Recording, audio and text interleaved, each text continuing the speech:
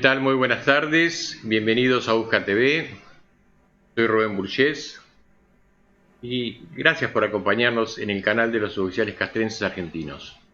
Hoy vamos a hablar de educación y nos acompaña Irma Celina de Felipis. Ella es doctora, es maestra normal nacional, es directora, ha sido directora e inspectora de educación primaria, ha trabajado como trabajadora social, licenciada en Gestión de Educación Superior, es magíster en Ciencias Sociales, como les decía, doctora en Sociología y doctora en Educación. También nos acompaña el magíster y social retirado de Ejército, Gerardo Andrián. Vamos a hablar de temas de educación, en los cuales los dos tienen mucha experiencia. Los saludo, les digo buenas tardes, ¿cómo están? ¿Qué tal, Celina? Buenas tardes, Rubén. Muy buenas tardes, Gerardo. Todo bien, gracias por la invitación. ¿Qué tal? Buenas tardes. Es un gusto tenerlos en el programa nuevamente. Gerardo, vos ya sos parte del programa porque sos vicepresidente de USCA, así que es un honor que compartas esta charla, sobre todo sobre educación, teniendo una personalidad tan Sí, importante como la doctora Celina de Felipis. sí, el honor verdaderamente para mí es un gran honor y es un placer porque tengo el gusto de conocerla de hace unos cuantos años. Fue profesora mía en varias oportunidades, es una gran maestra, es una gran pedagoga, es una excelente profesional, es muy reconocida dentro del país y en el exterior también tiene reconocimiento. Voy a dejar esa parte que la cuente ella después en algún momento, pero es una de las educadoras, pedagogas, yo creo, más importantes que tenemos en el país. Ella, uno de los temas que ha instalado en la agenda educativa argentina fue el tema de violencia en la escuela.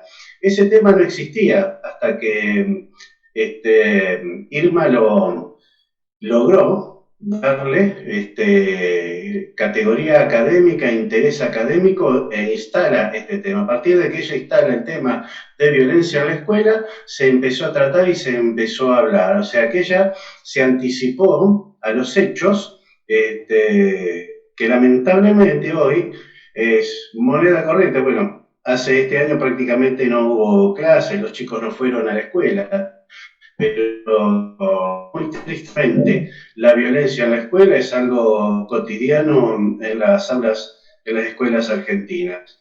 Pero no solamente esto, sino que ella logra compatibilizar o tiene una mirada holística desde donde se puede abordar la educación como tema central y a partir de ahí hacer un abanico de posibilidades de análisis que es verdaderamente superador y es muy interesante. A partir de la educación con Celina se puede aprender y de hecho se aprende muchísimo más de otras disciplinas, inclusive de artes, oficios, y es una mirada por demás de interesante. Así que vamos a aprovechar, hoy vamos a sacarle el jugo a Irma. Así que Irma, buenas tardes y bueno, contanos un poco tu... Lo que pasa es que, buenas tardes, lo que pasa es que Gerardo ha sido alumno y dirigido una maestría, ha sido brillante justamente en su territorio, en el territorio de la Ferrer, y todos los que estamos en lugares así, digamos, marginados, no sé cómo diría la palabra realmente, si somos alejados, marginados, descuidados, desalentados, somos los que vemos las cosas muchísimas veces o las descubrimos o tenemos la perspicacia de tratarla de alguna manera, pero el otro que está alejado, que está en el escritorio, que está en el lugar de la teoría, que está en el lugar de la resolución o de la escritura del libro y todo, y eso que lo reconozco, lo que tiene la brillantez de un libro o el trabajo de una persona, pero no es lo mismo que estar en el campo de batalla. Entonces, después de haber estado tantos años, desde los 19 años, 18 años que estoy recorriendo Matanza hasta el momento, hasta ese momento, salvo 10, hasta 10 años que dejé de recorrer el distrito, son los lugares los que a uno Eso sí, nos preguntan, nos inquieren, nos desvelan, nos dejan noches enteras sin dormir pensando qué es lo que pasa con los alumnos, qué pasa con las escuelas y qué pasa con esas escuelas que están más alejadas. Pero bueno, esto es una característica es muy importante para poder entender, para poder comprender de qué se trata la educación y qué es en este momento, qué es lo que sucede, cómo es la situación. Por eso les agradezco las preguntas, les agradezco esto para poder entender cuando decían, cuando presenta su trabajo, lo vamos a decir, Gerardo, cuando presenta su trabajo y dice, no, ese trabajo no merece ser aprobado. ¿Cómo no merece ser aprobado si tiene estas características? Pero esto no sucede. ¿Cómo que no sucede? ¿Quién dice que no sucede? Es decir, negarse a creer lo que está escrito. Este tema de violencia que yo comentaba y que he visto y que lo veía en la escuela, empieza un día con que yo estoy dando clase de una violencia pedagógica. No es violencia entre los chicos, es violencia pedagógica. El maestro con toda soltura en el medio del patio, en una escuela de Villegas, dice, acá se ponen los tontos, acá se ponen los que saben un poco más y acá se ponen los mejores. Esto para mí fue como una, digamos, una de las tantas estampidas que me producen en mi pensamiento de cómo yo puedo discriminar de una manera así. Y esto estoy hablando de hace 60 años, 50 años. O sea que siempre hicimos lo mismo, pero era de otra forma, había otras formas de decirlo, no tan como ahora, en forma tan, no sé cómo decirlo, con tanto desparpajo, con tanto descuido. La violencia es el otro, la violencia de palabra, la violencia de actitud, la violencia de la sonrisa socarrona, la violencia de no mirar a la cara, de no mirar a los ojos, de no hablar de frente, pero era igual. Sobre todo el maestro tenía una tremenda, digamos, algunos sabía más, reconozco que sabía más, éramos maestros normales nacionales, teníamos otra formación, era otro país, entonces tenemos que hablar de otras cosas, no era ni mejor ni peor, o sabía más o sabía menos, me voy a retractar en esto, era diferente, completamente diferente, pero creo que estaba más de acuerdo con las circunstancias de ese momento, no sé qué pensás vos, Gerardo, con las circunstancias de ese momento. Mira, estoy totalmente de acuerdo con vos. Yo antes de continuar quería decir que vos, Irma, no solamente has ejercido la docencia en el nivel primario, sino también fuiste y sos docente universitaria, sos docente de posgrado, de doctorados, de maestría, has dirigido tesis doctorales, dirigiste tesis de maestría, entre ellas la mía, como recordaste recién. Sos una persona muy comprometida en todos los niveles del sistema educativo argentino. ¿Por qué no nos contás un poco, Pelusa, vos que tenés una mirada desde la práctica, desde lo profesional, inclusive desde un oficio, si es que vale decirlo así, el oficio docente, y también una mirada científica, ¿no? Conociendo bien el paño de lo que es la escuela primaria, lo que es la escuela secundaria, lo que son los estudiantes universitarios de grado y ya los profesionales formados en los posgrados, ¿no? Con tu mirada holística, ¿qué reflexiones nos podés traer en este momento sobre el estado de la educación en Argentina? Bueno, el estado de la educación en la Argentina, con mucho pesar, voy a decir, es bastante deficiente. No es que uno ha vivido mejores formas de educación. Yo las he vivido, mejores formas de educación, cuando nuestro país era admirado por aquel que venía a traernos material, a explicarnos, a darnos una conferencia, una charla. No quiere decir que eso no suceda ahora, sí sucede, pero cada vez más restringido. Bueno, este año con la cuestión de esto de la conectividad todavía más restricción, porque sabemos que un 20% solamente del país tiene estas condiciones para poder conectarse cuando no se corta la luz o cuando en lugares donde ni siquiera existe la computadora internet. Pero ha sido digamos, un vaciamiento que hubo de la educación, porque se buscaron otras cosas, es decir, cambió la familia, cambió la forma de relaciones entre las comunicaciones entre las personas, cambió la familia, cambió la escuela y cambió también la formación de los profesionales. En un momento, en el primer momento, o sea, hace 40 años atrás, aquel que era maestro por vocación, porque era el verdadero sentido de que tenía y quería enseñar y quería de alguna manera comunicarse con los, como fuera, con todas las fallas que tenía, pero tenía vocación. Con el paso del tiempo, esa vocación pasó a ser una necesidad. Es decir, la carrera de magisterio daba 4 horas y en esas 4 horas permitía seguir con otra carrera universitaria o formarse para otra carrera universitaria. No era ni más ni menos que un peldaño, un escalón para llegar a otro lado.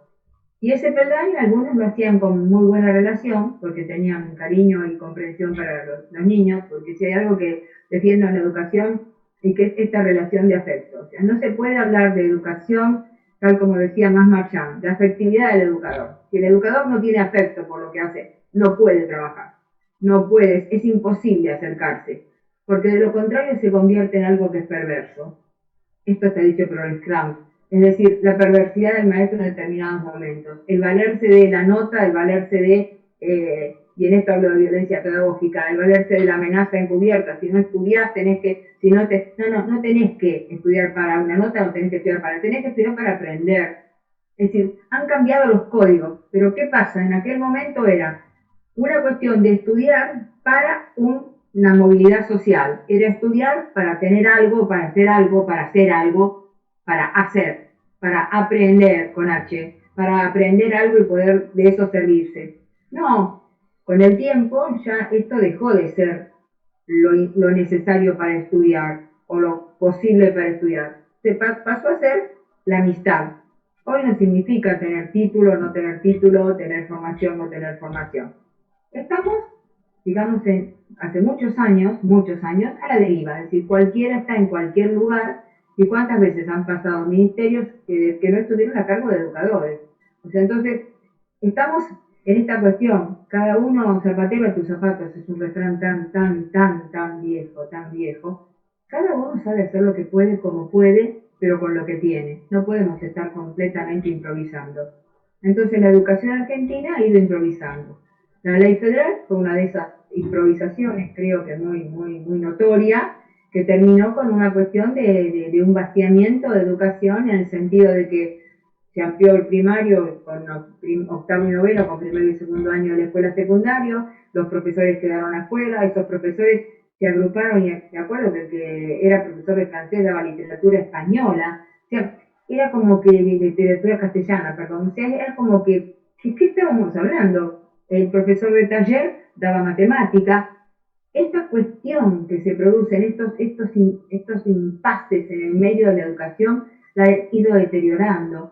No nos olvidemos también que una de las cuestiones de la ley federal fue dejar matemáticas, 4 años o 5, no quiero ser inexacta, pero 4 seguro, que se suspendió en la escuela secundaria la matemática.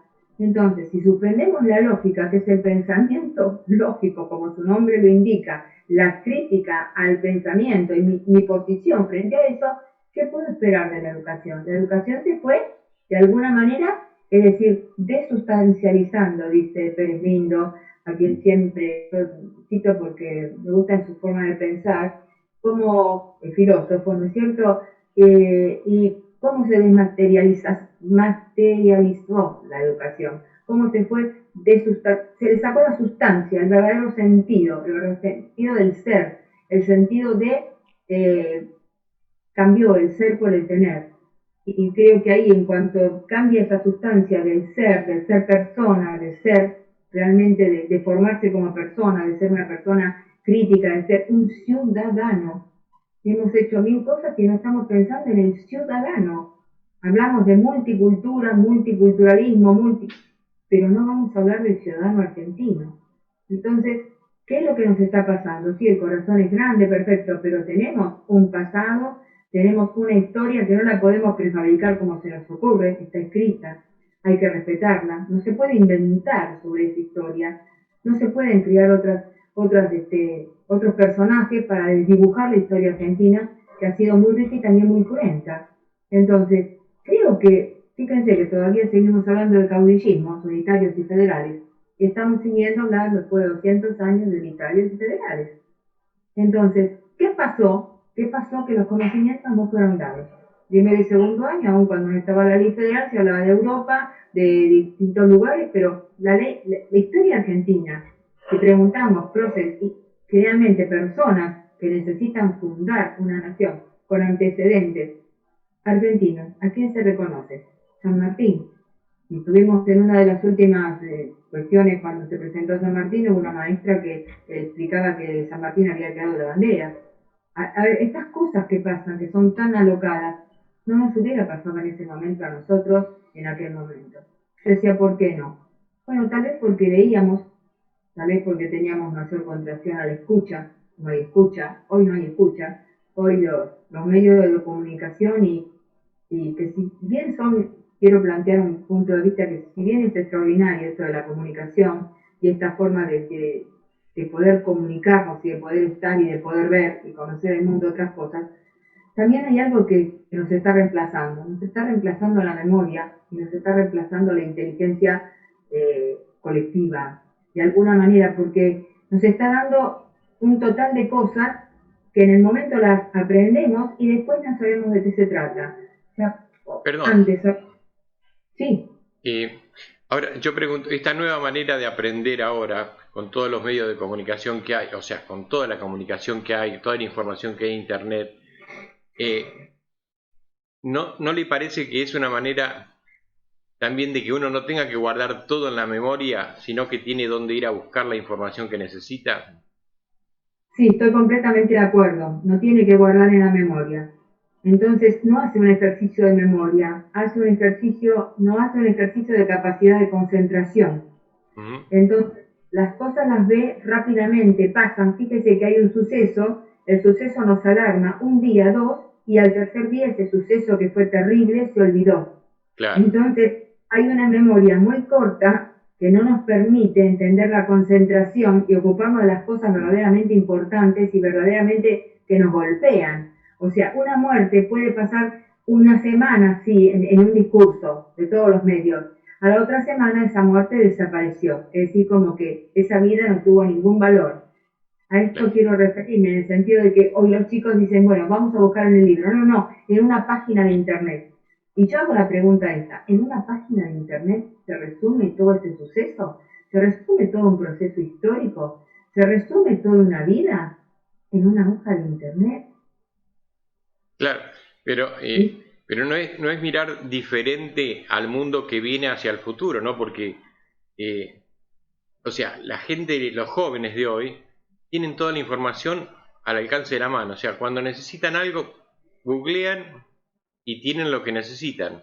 Cosa que nosotros teníamos que ir a la biblioteca o teníamos que buscar la manera de encontrar la información que teníamos que investigar o que teníamos que conocer. Ellos hoy ponen en Google y lo encuentran. O sea, esa manera es una manera distinta, me parece.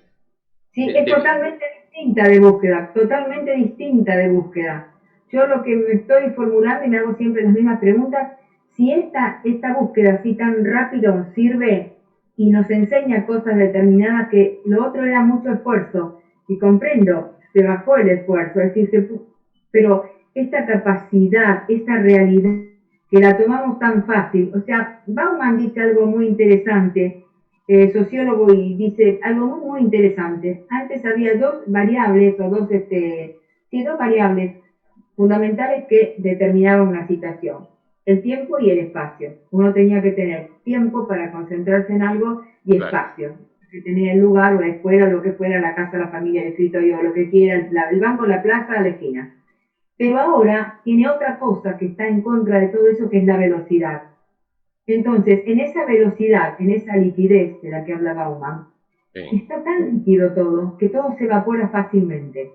Entonces, si usted hoy le pregunta a un chico de una escuela, quiere darle Max Weber, por ejemplo, explicarle en una universidad por qué Weber formó la República o de qué forma y por qué hablaba de que tenía que tener un ejército, que tenía que tener policía para resguardar el orden, empiezan una serie de objetivaciones acerca de lo que está hablando, entonces se toma una ideología y no se piensa en Weber en el 1800, en el momento que se fundó la República, en el momento que se armaba con la paz, o sea, como que él estuvo en la firma de la paz, cómo fue que se formó Alemania, cómo este Estado, cómo se dividía con Francia. Entonces, no hay una relación, esto es lo que quiero expresarle, no tienen una relación espacio-tiempo y sucesos, tienen cosas, digamos, pinchadas con alfileres, permítaseme la expresión, nada académica, pero muy, donde yo toco y no me puedo tomar de nada porque no puedo explicar lo que hay, porque el sustrato no lo tienen.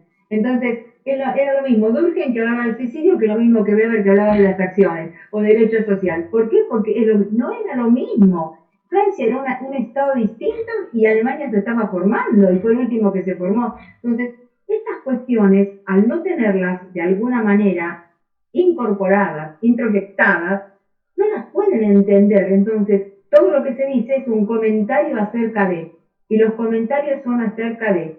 Si no vemos en este momento, o sea, cantidad de economistas que tenemos, ¿cuánto podemos juntar por día? 40, 50. ¿Reconozco a todos? Ojo, reconozco el saber. Sí. Y bueno, me quedo en una escucha, ¿cómo podría decir? Infinita de cuestiones que, bueno, tal vez por mi formación y todo, me cuesta entender, pero no me resulta fácil ese entender. Creo que se desmaterializa de alguna manera, se quita sustancia a la exageración de la expresión, de los comentarios, de todo. Es decir, es una sobresaturación. Creo que es como las muestras, cuando se saturan, ya perdieron todo el valor de lo que tienen. No sé si me expresé en lo que quise decirles, es mi punto de vista, ¿eh? Es muy particular. Sí. Perfecto. Vamos a hacer una pausa y ya seguimos hablando con la doctora Irma de Felipis.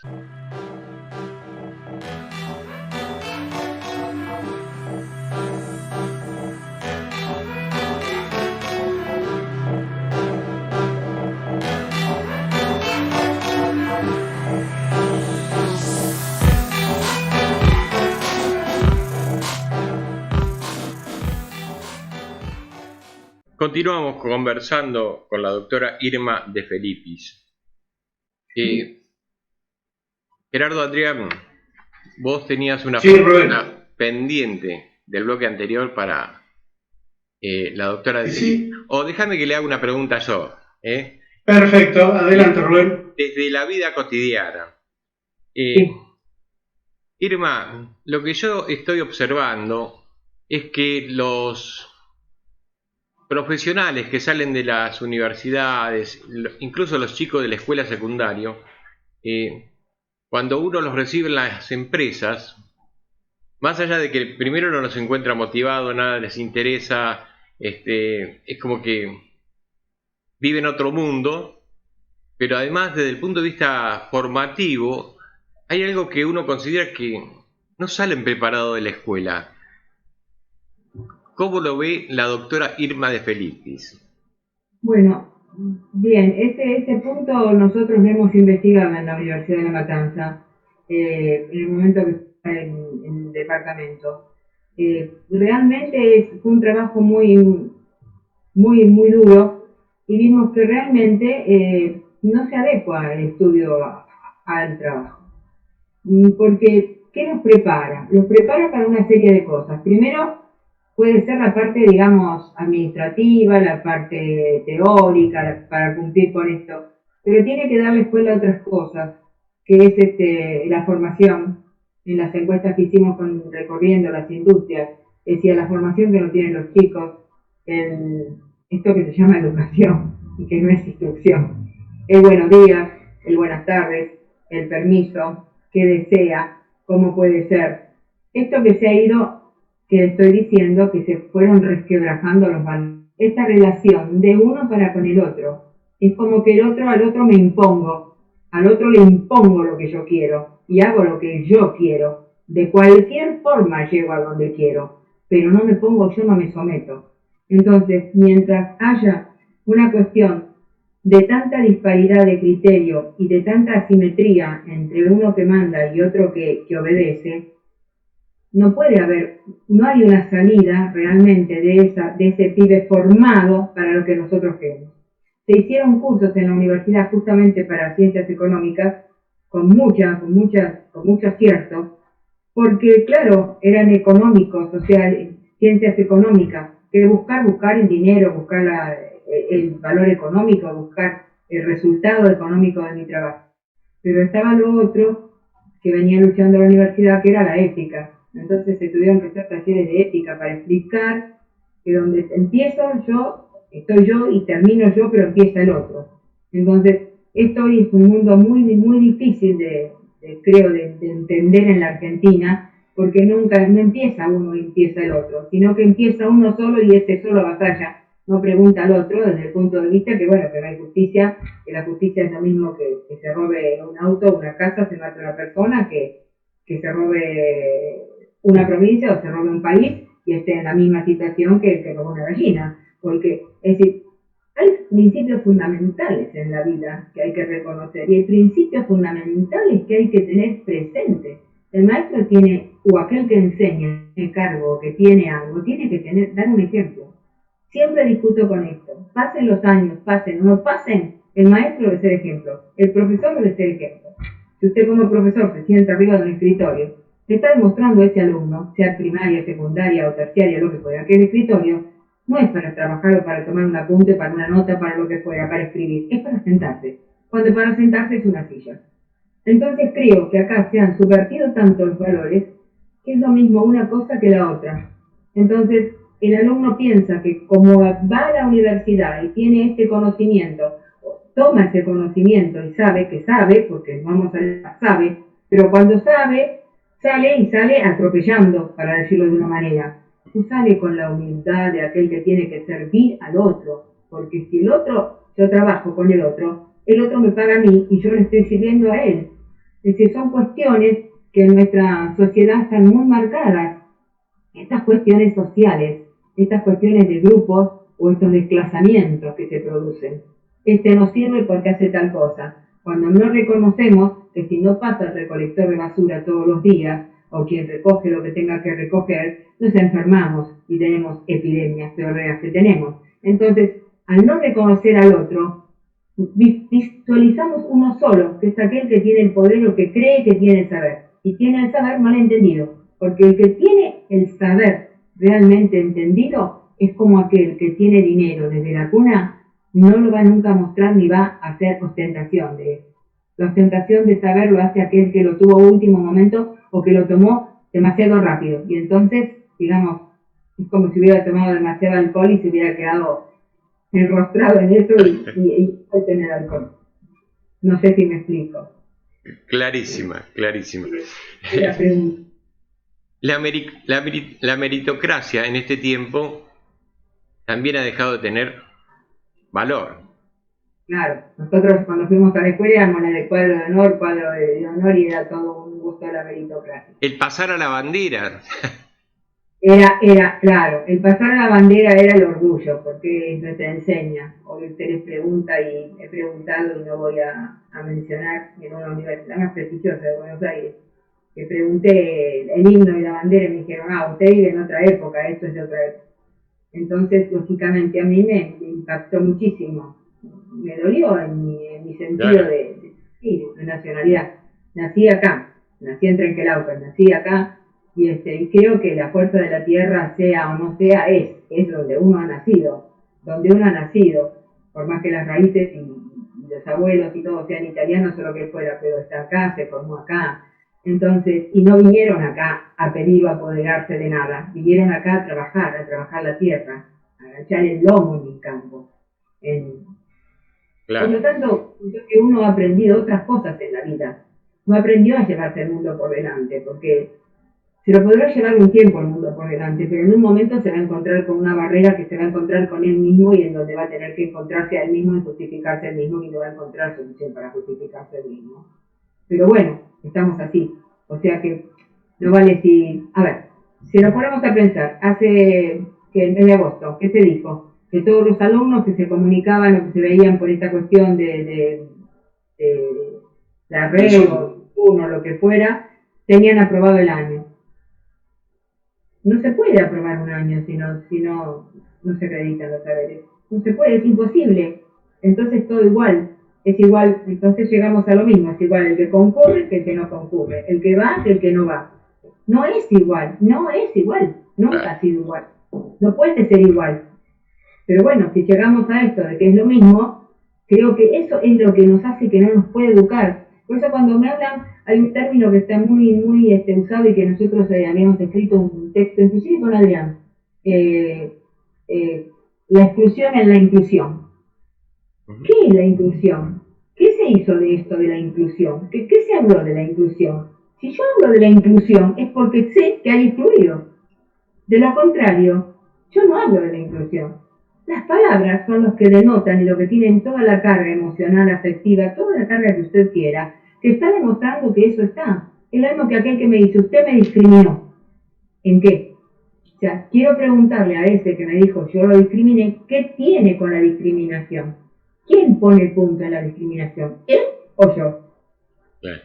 Entonces, ese que me interpela está haciendo un espejo de lo que él siente y me quiere decir, yo no soy psicóloga, pero me doy cuenta de que ese me quiere decir algo de alguna manera contra de mí o de algo que no tiene de mí o que no le gusta de mí, y entonces lo disfraza y se dice, sí, estoy completamente aparte, estoy excluido. ¿Excluido de qué? ¿Excluido de los amigos? ¿Excluido de la familia? ¿Excluido de qué? ¿De la escuela? ¿Excluido del barrio? ¿Excluido del país? ¿Excluido no sé de qué? Entonces, hay siempre exclusiones. Uno puede entrar en un lado, pero no puede estar en el otro. Entonces, siempre hay exclusiones. Entonces, son palabras que se toman como moda para decir, vamos a hacer la inclusión de nada. Es lo mismo que si usted me dice, lo incluyo en la escuela. Lo incluyo en la escuela. ¿Para qué quiero incluirlo en la escuela si no va a estudiar? ¿Para qué quiero dar un asiento? ¿Y para qué quiero sumar un número más a la estadística y gastar en el Estado si no le doy nada? Y si él no tiene interés. Lo sumo porque tiene que estar adentro. No, dele otra ocupación. Dele una escuela de oficios. ¿Por qué los oficios hoy no se trabajan los oficios? Nadie, o sea, busque un plomero. No existen, no están. Entonces los oficios que eran valiosísimos, que son valiosísimos. No, entonces son cosas que se han dejado, pero no por peso que tuvieran, sino no sé por qué. Porque sí, como porque sí, estudio porque sí, o mejor dicho, como sí. El cómo sí fuera, el cómo y cómo. Yo no entiendo, doctora, cómo es posible que hoy se le ponga la responsabilidad de alimentar a la escuela, cuando para eso hay otros ministerios, hay otras instituciones en la sociedad para que se encarguen si hay familias que están pasando necesidades, que se ocupen de eso y no la escuela. Pero ahora le han tirado toda la carga a la escuela, o sea, que alimente la escuela. Para mí son funciones distintas. ¿Cómo lo ve usted?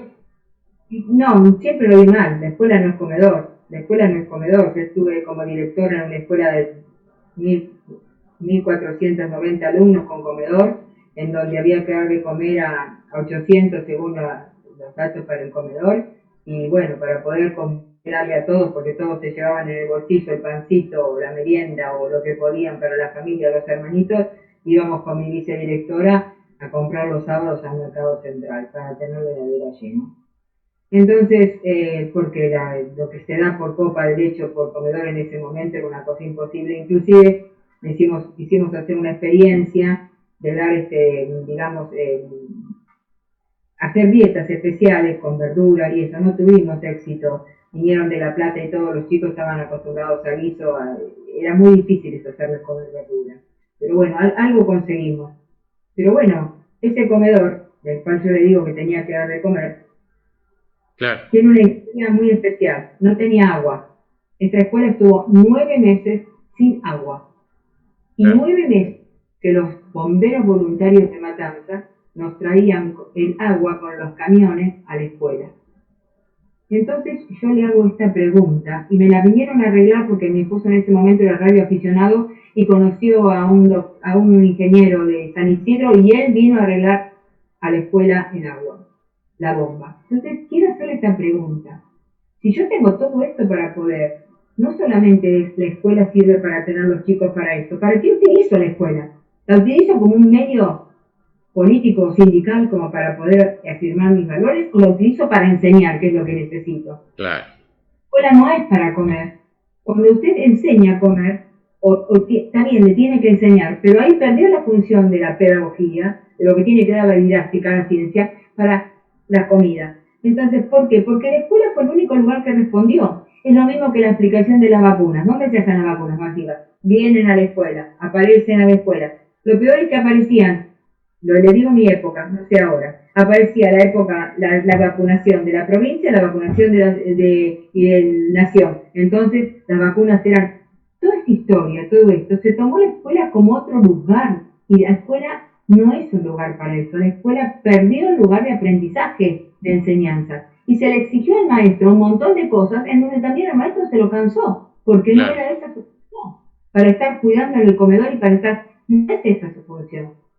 Entonces hubo muchos desfasajes en todos estos años que llevaron a esas políticas educativas que realmente no tenían el sentido de ser políticas educativas. O sea, ¿qué es? O sea, las necesidades. ¿Por qué? Si no tenemos tantas ONG, tenemos tantos clubes barriales, tenemos tantas unidades, tenemos tanta política, bueno, en esos lugares que se debe comer y que se alcance y no necesitamos la escuela. Pero ¿qué pasa? Que la escuela es la que tiene el dato de los alumnos, la que tiene la familia, la que tiene la más organizada en este sentido, la que puede dar.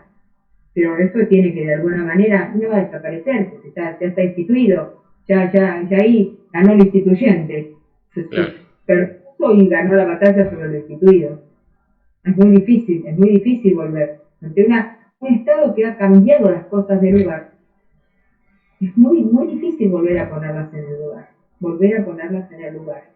Yo creo que el maestro se sentiría feliz solamente con poder enseñar a leer y escribir. Como me dijo en una de la última tesis doctoral que dije, ¿qué aprende usted o qué entiende por ciudadanía? Y por ciudadanía entiendo un maestro que enseñe a sumar, a multiplicar, a restar y a escribir. Con eso era ciudadanía, con eso. Enseñar hoy, ¿cuántos tenemos que no saben leer y escribir? ¿Cuántos chicos tenemos que no saben leer y escribir? Están en la universidad y no saben interpretar un texto. No saben interpretar un texto, no saben interpretar las consignas. Entonces, esas consignas pasan al trabajo. Si no cumple la consigna y no sabe la consigna en la escuela, que se le está leyendo, explicando, ¿cómo lo va a hacer en el trabajo? ¿Cómo va a hacer el trabajo? Es por eso esa distorsión tan grande que hay. Hay mucha gente, por ejemplo, extranjera, que ha conseguido lugares muy prontos de trabajo.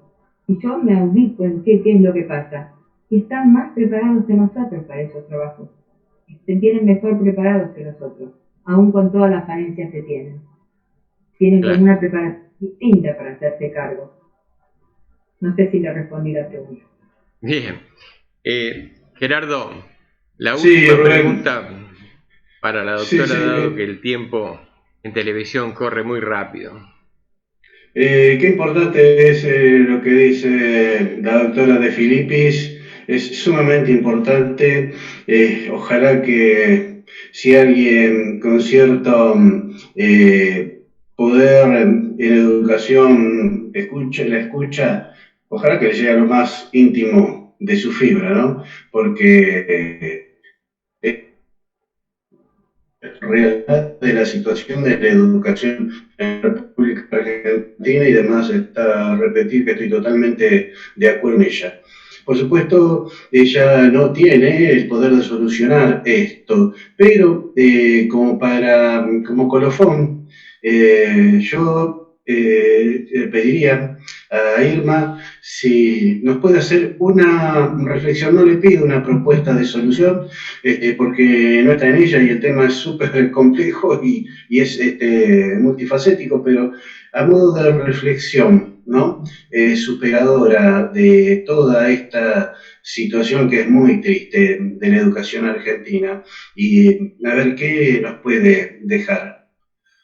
Mira, Adrián, Rubén, o sea, no puedo solucionar y no se sabe que la educación es un problema de la política y de la economía, sobre todas las cosas. Y bueno, eso no nos incumbe a nosotros, simplemente somos maestros.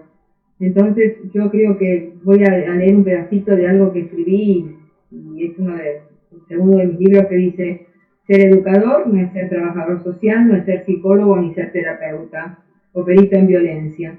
Ser educador, profesionalizarse, es reafirmarse en su rol, porque siempre termina en la misma situación. El docente es víctima del sistema que pertenece y, por otro lado, es culpable de lo que sucede. Entre la culpabilidad y la victimización se queda en un dilema, y como tal no tiene solución. Se frustra y frustra a los otros, acaba entonces la responsabilidad. Y no hay que olvidarse que siempre habrá diversidades, no es un tema nuevo, que es necesario volver a la autoestima y a la autonomía, es necesario volver a algo muy importante, a los valores, al respeto y a la ética. Y sobre todo, al respeto y al amor. Ahí centraría yo las cuestiones fundamentales. Bien, muchísimas gracias. No, gracias a ustedes por el espacio y cualquier cosa que necesiten, lo que pueda servir, aquí estoy. Seguramente muchísimas gracias. La vamos a convocar nuevamente porque nos quedan muchos temas para conversar.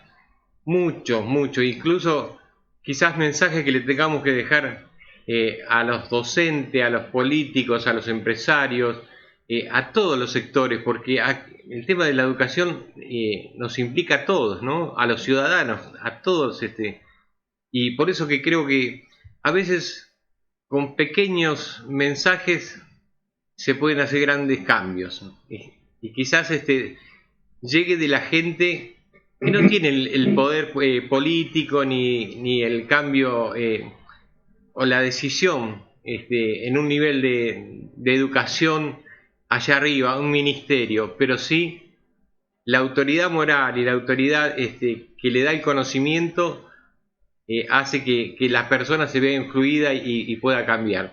Así que, doctora, muchísimas gracias. Gerardo. No, gracias a ustedes. Gracias a ustedes, gracias a ustedes. Las cosas se hacen de pequeñas cosas, las pequeñas cosas. Y las personas pequeñas somos las que podemos hacer las pequeñas cosas. Así es. Muchísimas gracias. Mucha suerte.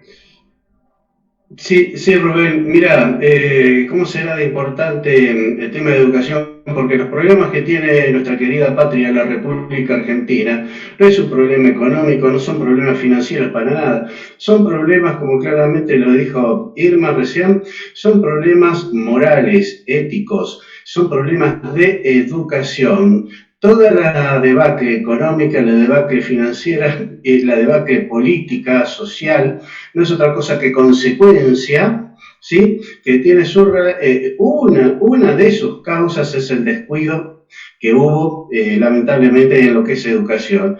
Una vez una docente ya a punto de jubilarse con más de 30 años de profesión me dijo que la educación lamentablemente no le interesa a nadie que tenga que esté en la alta política. Una triste realidad, ¿no? Eso me quedó y todavía lo recuerdo y no me lo puedo olvidar. Así que para nosotros, los suboficiales castrenses argentinos, vamos a seguir con este tema porque es uno de los temas fundamentales, es uno de los temas centrales de todo el acontecer de nuestra vida nacional. Así que muchas gracias, Irma, y muchas gracias, Rubén, y será hasta la próxima. Hasta la próxima, sí. Muchísimas gracias. Bien. Gracias a vos, Pelusa. Gracias. Damos por terminado el programa de hoy. ¿Qué más podemos aportar? Felicidades a los estudiantes para el Día del Estudiante. Sí, deberíamos dejar el mensaje para el Día del Estudiante es que se cuiden, que mantengan la distancia, que el virus es peligroso realmente. Pero bueno, nos veremos en el próximo programa y no se olviden de suscribirse al canal de los oficiales castrenses argentinos para que te lleguen las notificaciones y cuando sale un nuevo programa estés comunicado. Gracias y hasta la próxima semana.